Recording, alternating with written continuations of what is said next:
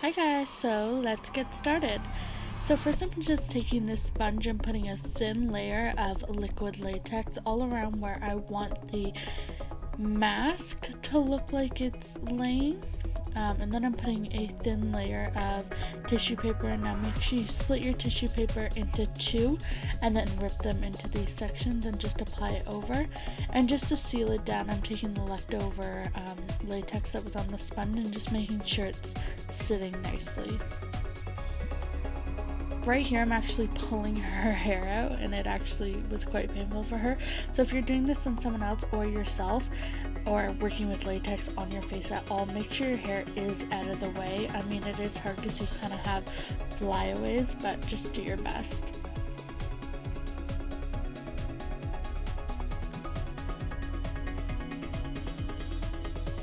So now I'm just creating the mask all the way around and just layering the tissue paper on top of each other.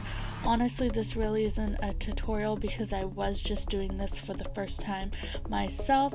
I am going to be doing it again on her. This was just the trial run. And I would suggest, if you were trying to recreate this look, to use maybe spirit gum and a little bit of nose and scar wax to create the edges of the mask. Just because the tissue paper, it becomes a little bit messy and hard to shape around the mouth and the eye area, and I think that's what I'm going to be doing when I redo her look. So once again, this is not a tutorial, I was just showing how this went and how it ended up looking.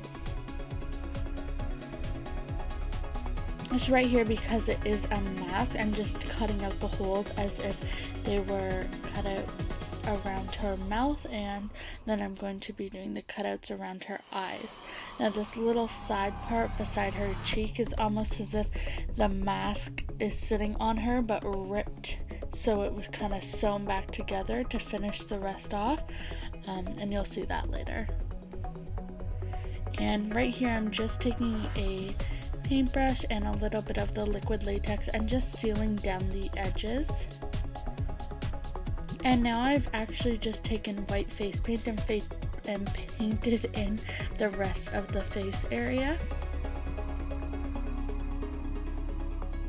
See, like I said, with the liquid latex and the tissue, it actually bunched up too much and it didn't look as realistic. And now I went ahead and I painted this reddish, kind of bloody, browny color. It's supposed to be a zombie, so I would suggest to darkening it up. This is kind of like the base, and then I go ahead and I keep darkening it up and darkening it up. If you are going to do this, I would suggest maybe doing some gray tones and some red and some black. I am going to be adding in more green tones the second time around. I am going to be changing a lot of this, just making it better, but I think that comes with when you do a look for the first time. If you're doing it a second time, you know a whole bunch of things that you would change. That's kind of what I have here, so we'll see.